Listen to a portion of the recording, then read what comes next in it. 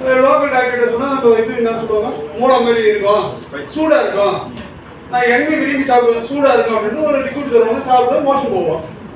காலப்போக என்னாச்சு, எல்லாருமே டல்லாகிறேன்னு கேட்டாங்க. 10 கிலோ வெயிட்லெஸ், எடை போட்டு பார்த்தா 80 கிலோ 70 கிலோ ஆகிட்டேன். ஏன் இப்படி இருக்குது அப்படின்னு யோசனை பண்ணிட்டோம்னா, என் நண்பர் என்ன பண்ணாரு, உங்களுக்கு சக்கரை இருக்குது இல்லை உடம்புல, மோகன் டயபிட்டிஸ் போகலாம் வாங்க செக் பண்ணி வரலாம் அப்படின்னு சொல்லி சென்னைக்கு எடுத்து போகிறாரு. கோபாலபுரம் போகிறோம், எல்லாமே செக் பண்ணுறாங்க. இந்த மாதிரி அது இது நோய் எழுதுனாங்க. எடுத்து பார்த்துட்டு 190 இருக்குது சர்க்கரை, உங்களுக்கு சர்க்கரையால் இந்த பால் இல்லை, ஆனால் குடலில் நீர் கட்டி இருக்குது, நீ குடல் டாக்டர் பாருங்க. சரி, நான் அன்றைக்கி மறுநாள் என்ன பண்ணேன், இதுக்கு முன்னாடி 1 மாதம் நான் விட்டுட்டேன், எண்ணெய் எதுவுமே எடுத்துக்கல. சரி, ஏன்னு பார்த்தா நான் பாத்ரூம் அடிக்கடி பாத்ரூம் வர மாதிரி இருக்கும், போய் உட்காந்துனா பாத்ரூம் வராது, அந்த கட்டி இருந்து ரத்தம் வரும். என்னடாதுன்னு பார்த்தா நைட்டில் தூக்கம் இருக்குல்ல, 20 நிமிஷத்துக்கு ½ மணி நேரத்துக்கு ஒரு தாடி எனக்கு பாத்ரூம் வரும், தூக்கம் இல்லை, 10 கிலோ வெயிட்லெஸ்.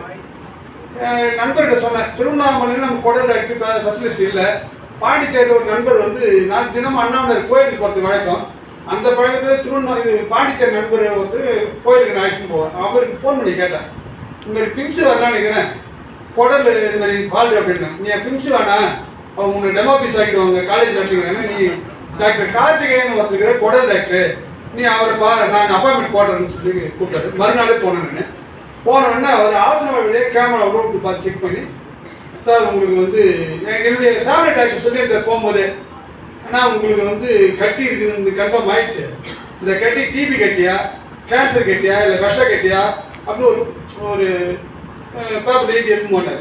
அதே மாதிரி அவர் அந்த ஸ்கேன் பண்ணி பார்த்துட்டு பிறகு டாக்டர் கேட்டார், சார் இது என்ன கட்டி சார், இது பயாப்சிக்கு நான் சதவீத டெஸ்ட் எடுத்து அனுப்பணும், எடுத்துட்டேன், உங்களுக்கு ஒரு நாள் ரிசல்ட் வருன்ட்டார். இருந்தாலும் உங்களுக்கு கட்டி பெருசாக இருக்குது, டாக்டர் வைத்தீஸ்வரன் சென்னையில் அப்போலோ டாக்டர், நீ அவர் போய் பாருங்கள், இது 4 கட்டுறது, ஏன்னா எனக்கு பாத்ரூமில் வரது இல்லை, அந்த லிக்விட் நைட் லிக்விட் போட்டால் காலையில் பாத்ரூம் வரும், 4 நாள் லிக்விட் போனால் 4 நாள் பாத்ரூம் வராது. ஆனால் என் உடம்பு நான் வந்து சாப்பிட முடியல, ஒன்றே முடியல, வெயிட்லெஸ் ஆகுது. சரி, என்னடா இந்த டைம் நம்ம விட்டா நம்ம உடம்பு என்ன ஆகும்னு சொல்லிட்டு தான் ஒன்றா வைத்தீஸ்வரனை போய் பார்த்தேன்.